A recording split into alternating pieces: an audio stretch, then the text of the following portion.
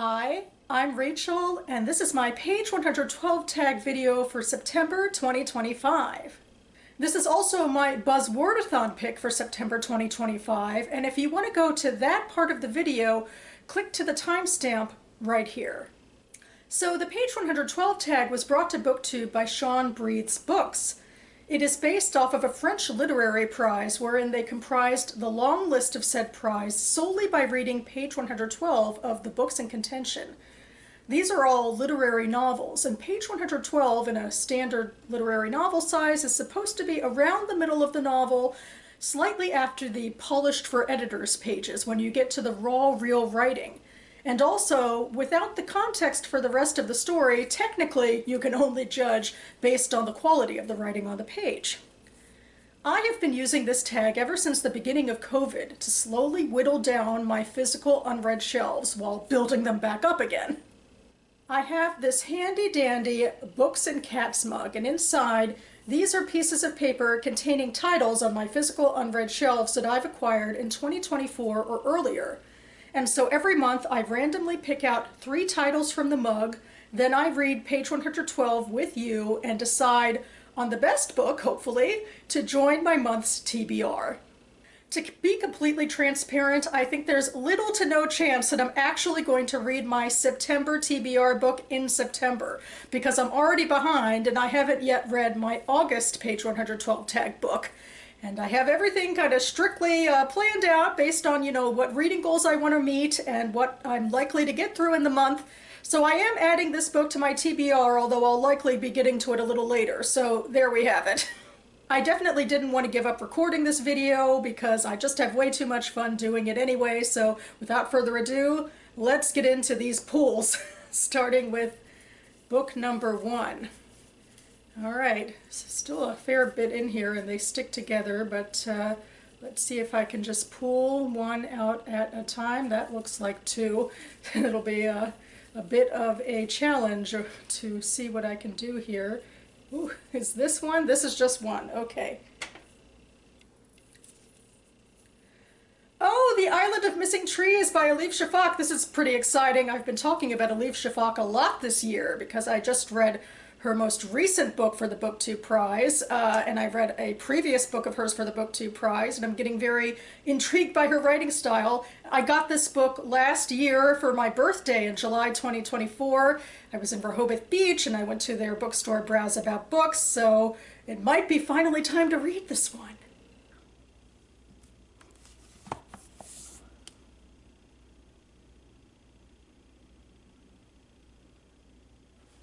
All right, but now we're going for book number 2. I always hope for a little bit of variety, maybe a different genre, or at least, a book that I acquired at a different time. We'll see how we do here.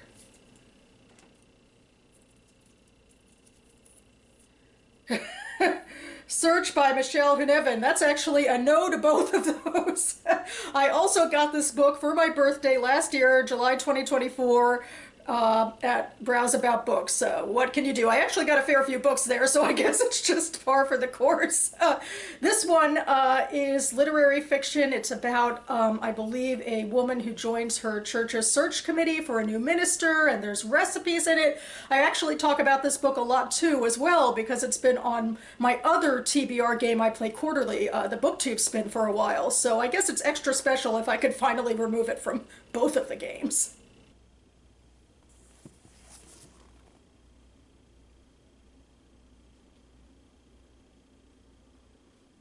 And finally, we'll go for book number 3.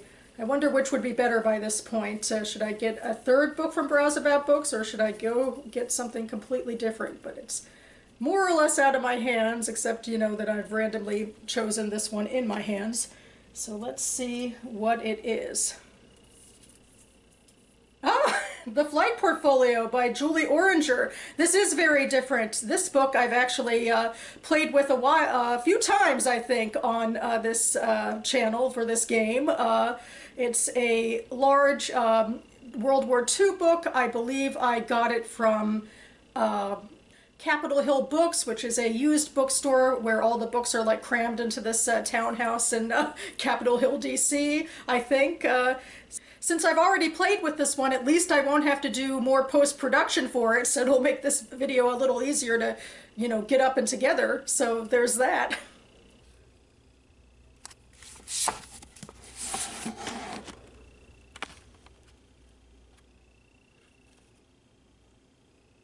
Alright, so you've seen me choose all three of these books. I actually am going to read them all to myself first to get a gist of my feels, and then I will return to you to discuss, so stay tuned. Okay, I'm back and ready to share these pages with you, starting with book number 1, The Island of Missing Trees by Elif Shafak.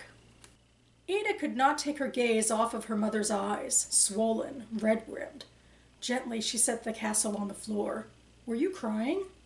No, just a bit. Today is a special day. It's a sad anniversary. Ada drew closer. I had 2 dear friends, Yusuf and Yorgos. They used to run this lovely place, a restaurant. Oh, the food was amazing. You could fill your stomach with just those delicious smells. Daphne turned toward the window, the light from the sun falling on her shoulders like a gold thread shawl. What happened to them? Poof! Her mother snapped her fingers like a magician who had just pulled off an elaborate trick. They disappeared. For a moment, neither of them said a word. Into the silence, Daphne nodded, resigned. So many went missing in Cyprus back then. Their loved ones would wait, hoping they were alive, held captive somewhere. Those were horrible years. She thrust her chin into the air, pressed her lips together so hard they took on a sickly pallor. People on both sides of the island suffered, and people on both sides would hate it if you said that aloud. Why? Because the past is a dark, distorted mirror. You look at it, you only see your own pain. There is no room in there for someone else's pain. Noticing the confusion on Ada's face, Daphne tried to smile. A smile as thin as a scar. So did they have ice cream in this place? Ada asked, the first thing that came to mind. Oh, you bet. They had fabulous desserts, but my favorite was oven-roasted figs with honey and aniseed ice cream. It was an unusual mixture of flavors. Sweet, pungent, just a bit tart. Daphne paused. Did I ever tell you about your grandpa? He was a chef, did you know that? Ada shook her head. He was the head chef at a famous hotel, the Ledra Palace. Every night they had great dinner parties. My father used to make this dessert for his guests. All right. Well, I think this is very moving, and it seems very much to be in the vein of what I understand this story to be about the clash between Greek and Turkish Cypriots on Cyprus. And, we get explicitly into it in this page that, both sides suffered, and, there's not a lot of context exactly for what's going on, though certainly as someone who is involved in the modern day and geopolitics with these never-ending conflicts that seem to be going on in the world, and certainly the ones that touch me the most deeply with competing sides, competing pains, and that sort of thing. This definitely rings very true. I loved the line about the past being a distorted mirror, how that keeps people from sort of reaching out to try to understand each other's pain. It was just like a moving conversation about the past between this mother and this daughter, so you can tell that the mother is haunted by the history of these 2 friends and the 2 names of Yusuf and Yorgos seem to be, at least my understanding is, you can tell they're different culturally, so these are from the 2 different cultures, so there's just a lot of movingness on the page. I also liked what she did with, well, especially with the smile like a scar. That definitely was really poignant imagery. So again, well, it's interesting. I think of Elif Shafak as someone who can talk really in grandiose ways about big ideas, and this isn't necessarily a big idea, but certainly being able to look back and parse the past in this way, the way the mother's able to and is maybe teaching her daughter to be able to, that sort of hints at, those larger ideas that might come into play. Book number 2 is Search by Michelle Huneven. Who said anything about a quota? Said Sam. I'm just saying that we're obviously already open to diversity. Then let's impress the workshop facilitator and all the prospective ministers with our openness, said Charlotte. And my mom's Japanese American, Jenny said. She's as American as you. I never said she wasn't. You said she was Japanese. She's an American citizen, by birth. Oh, for God's sake, I've known your mom since before you were born. At any rate, Charlotte said, we've got to do this training, and who knows, we might learn something.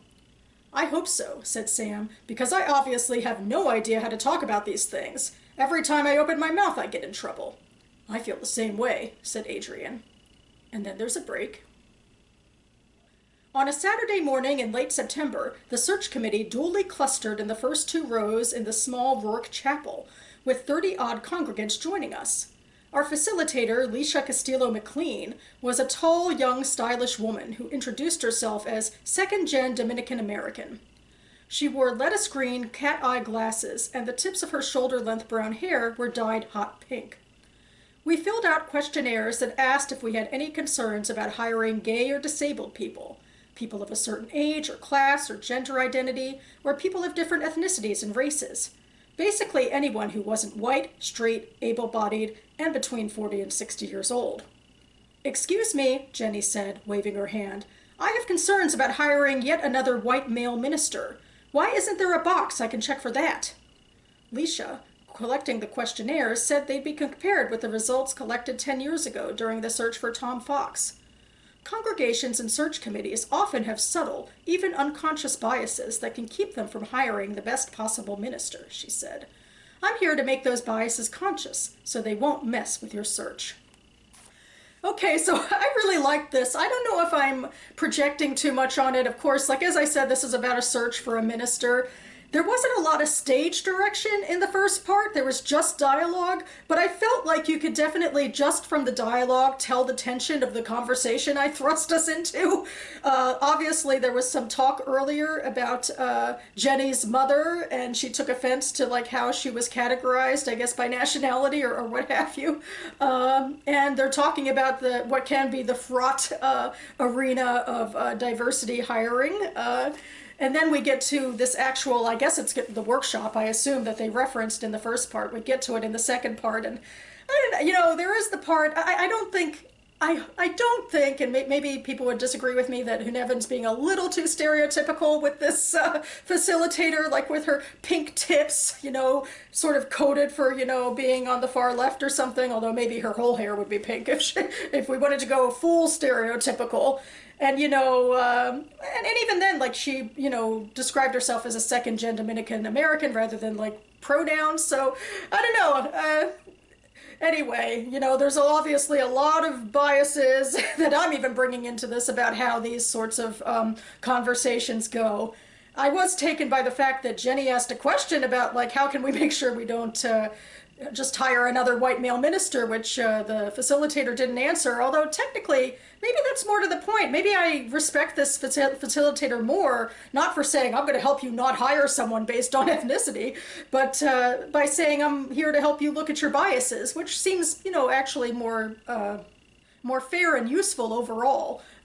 I still believe, and of course, I guess this could be my own political bias, that there is certainly room to look at our biases and try to figure out, what they mean, and to try to be as fair as possible. And it doesn't all have to be performative or, slotted into an extreme left or right agenda or what have you. And so, yeah, I felt like I was right there in the scene with these people, even though, I'm just with them for this one page. So I really enjoyed this one. And finally, book 3 is The Flight Portfolio by Julie Oranger. The day before yesterday, I was swimming in the Mediterranean off of Port Bow with Golo Man, entirely in the nude, while the others had their siesta. Fine young man, Golo. Under different circumstances, you might have been jealous. And you, too, I trust, are also well. Your students love you, and your friends keep you busy. Your bed must be full of boyfriends by now, and I can't blame you, as long as you kick them out before I get back. Have you perhaps by now settled upon one of the houses you described in your earlier letter? Whichever it is, I promise I'll love it. I'll get home to you and to it as soon as I can. For now, dear E, imagine how grateful I am to have a wife who understands the necessity and urgency of my work here, as I sincerely hope you still do. With love, as ever, your V. He blotted the letter and capped the pen. Grant, reading over his shoulder, made a noise of quiet bemusement. I hardly merit a mention, he said. Varian turned in his chair. I wrote your name twice, didn't I? Perhaps I'm not as fine a man as young Golo. Grant sat before him on the bed, They had agreed to meet for a drink on Varian's balcony, while Katznelson visited a colleague at the university. Grant in Lisbon.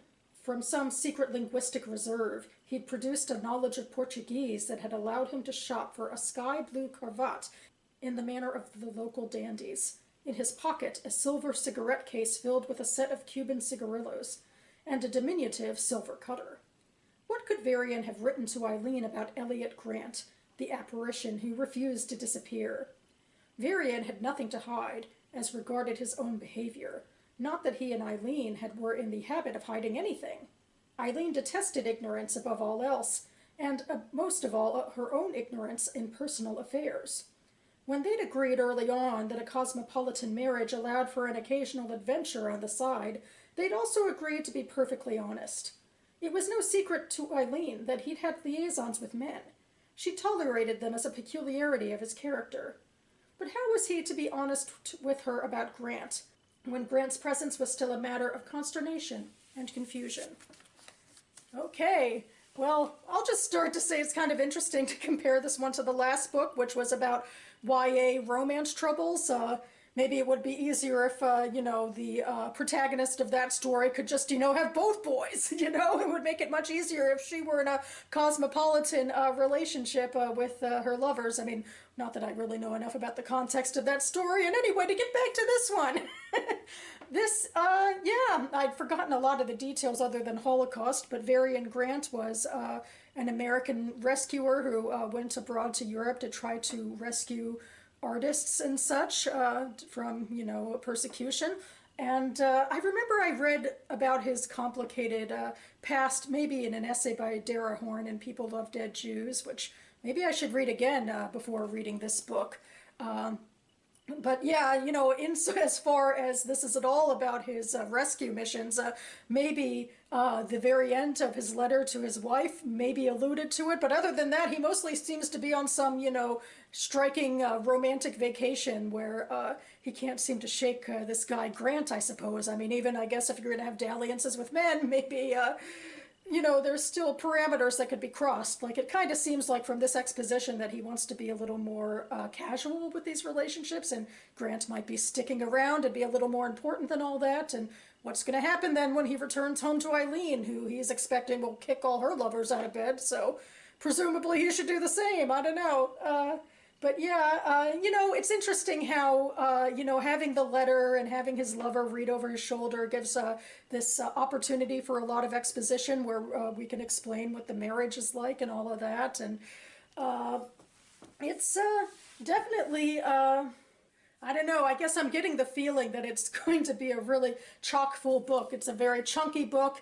I know from, the cover copy, it's going to be about some of his rescue missions, which don't, appear at all in this page. So it gives off the impression it's going to be a lot more hyper-specific about his personal life as well.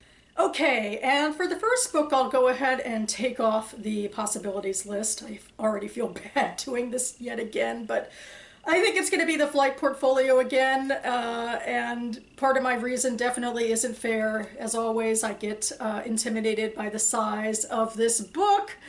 I mean, this is on my Goodreads TBR, meaning that ultimately it'll make it to one of my yearly resolutions, the top of the Goodreads, where I'll have to read it. That's my big justification for being okay with constantly putting this aside, because I do think it's a really interesting page. I liked, the relationship that we see between Varian and Grant. And it's interesting that this book, especially more than the other two books, it's less on theme. Like, this is a book about a man who went to Europe to, save people who were imprisoned by Nazis and save them from the Holocaust. And that's little to nowhere on this page, unlike the other two books that are much more explicitly about their themes.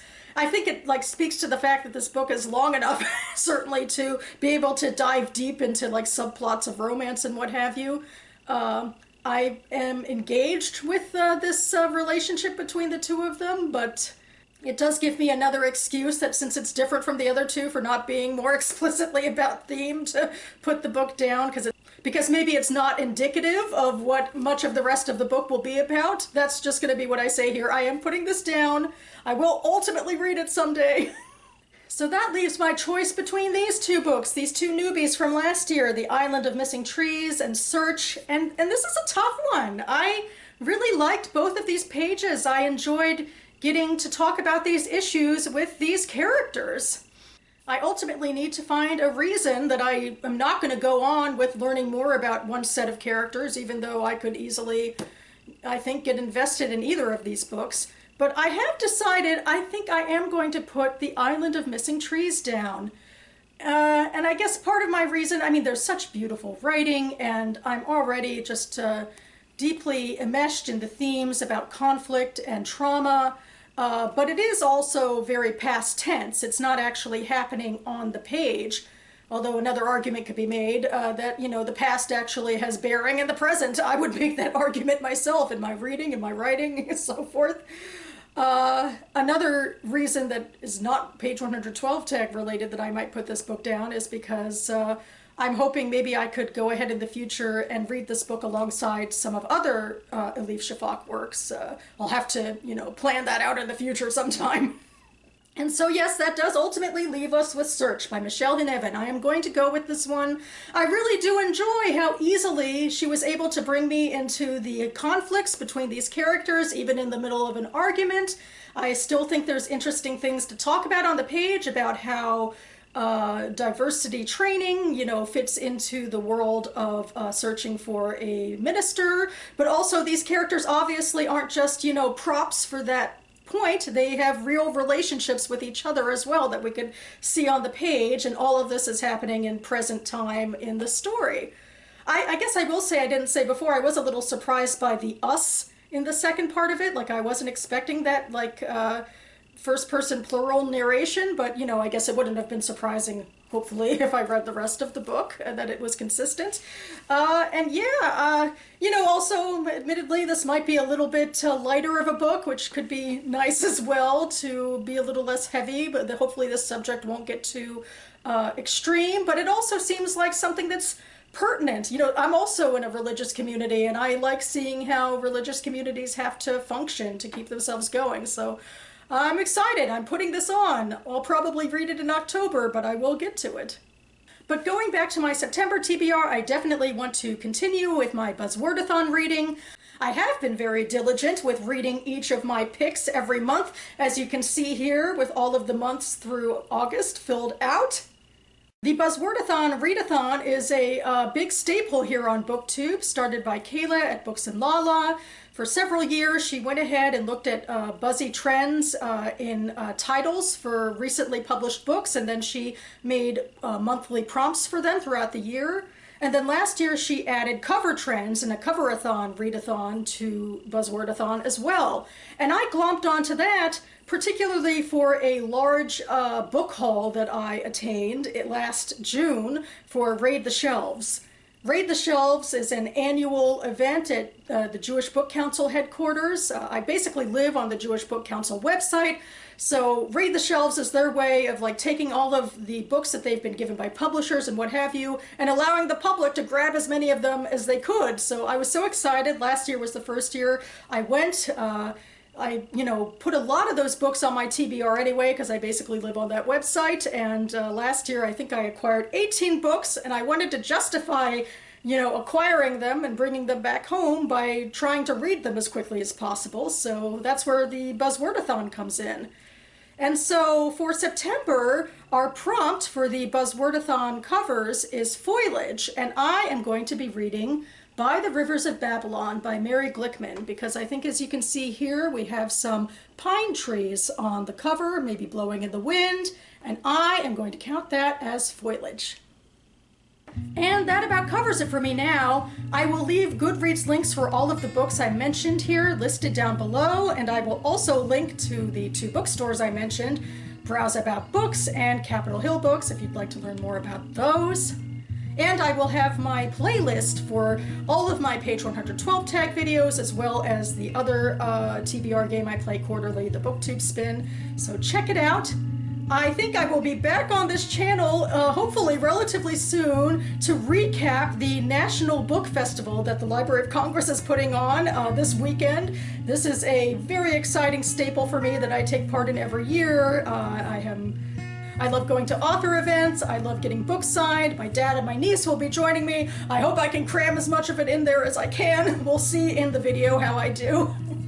In the meantime, I hope you're all doing well with accumulating the books you want to read, hopefully enjoying them or enjoying book fests that you might be going to.